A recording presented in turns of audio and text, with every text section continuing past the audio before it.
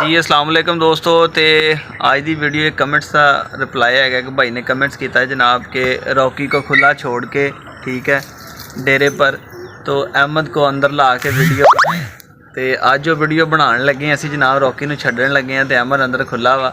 उस तो पहले जनाब अहमद की राय है, अहमद इहदे बारे की कहता। जनाब अहमद ने कहा इस वीडियो का जवाब अरसलान भाई मैं आप देना वा ठीक है। तो मैं आप दसना चाहना जनाब जिस बंदे ने जिस दोस्त ने कमेंट किया वा उन्होंने मैं आप मैसेज से जवाब देना चाहना वीडियो तो बाद वीडियो कहना मैं बनावांगा। तो अहमद तुसीं जानते ही हो पहले अपना भाई है इत्थे ठीक है, अपने नाल ही हुंदा इत्थे रहिंदा। तो ये चैक कराउण लगे हैं जनाब, तो शुक्र तुहानूं दिखाउण लगे वीडियो च अहमद ने चैलेंज नूं असैप्ट किया कि नहीं किया है, तुहानूं दसदे होणे जरा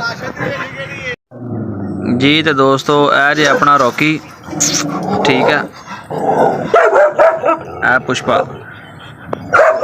ठीक है, यह जे अपना रॉकी, यह जनाब रॉकी का चैलेंज आया जी ठीक है अहमद वास्ते।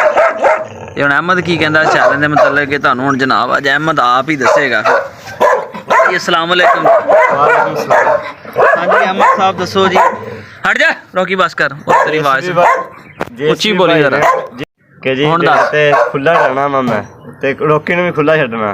ते भाई जी पहले आप आ गए ना वो व्यूज़ लवे इत्थे जगह का ते मुआयना करे ते फिर नाले उन्होंने भी डवे वो पहले तजर्बा कर लवे कि रॉकी की कर सकता वा। अच्छा फिर मैं उस तो बाद मैं इत्थे डवांगा। चलो मैं तो हुण इस पूरे इलाके का हो गया मैं, मतलब पूरा मैनू हो गया वा तजर्बा कित्थों मैं दौड़ सकदा। अच्छा ठीक है। ते ओह आप आवे ना ते उन्होंने केड़ा पता होना इत्थे जगह दा, ते नाले आप आवे ते नाले रॉकी असीं खुला छड्डदे हां। पहले ओहदा देख लैंदे की माइंड बनदा।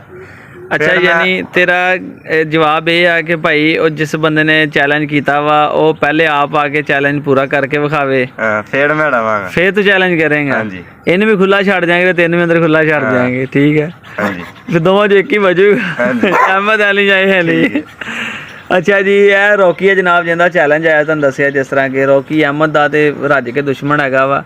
ते अहमद साहब माड़ा चैक कराओ हाँ जरा, लंघो हाँ तुहानूं पता चले जरा। हाले उठिया ही है वे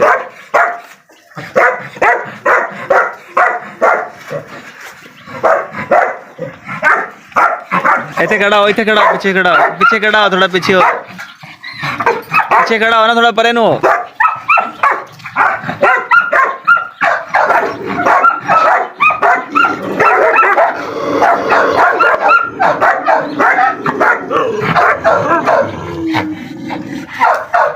स्टेला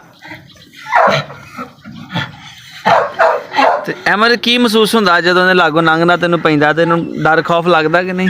ਉਹ ਤੇ ਬਿਲਕੁਲ ਲੱਗਦਾ ਹੁੰਦਾ ਵਾ ਹਰ ਇੱਕ ਨੂੰ ते भी मैं तेन दसे तेन माफी नहीं इन्हें देनी है। ਜਿੱਦਣ ਖੁੱਲ ਗਿਆ मैं नहीं बख्शना। तेरी माफी है नहीं, ये तेरी अपनी जिम्मेदारी ते भाई तू होना जाना है, साडी कोई जिम्मेदारी नहीं। देखिया उन्हें जिंदर बैठा भी है ना, इन्हें टिकना नहीं हैगा रॉकी ने।